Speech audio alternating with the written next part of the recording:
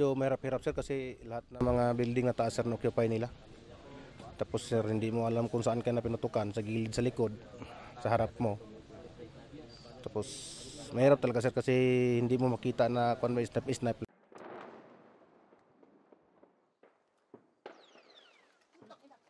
Malapit lang sir, mga 5 to 7 meters lang ata sir, yung pagitan namin sir. So nung hindi ko pa alam sir na tamaan pala ako. Nung matras na ako sir, yan na pala, tamaan pala ako sir.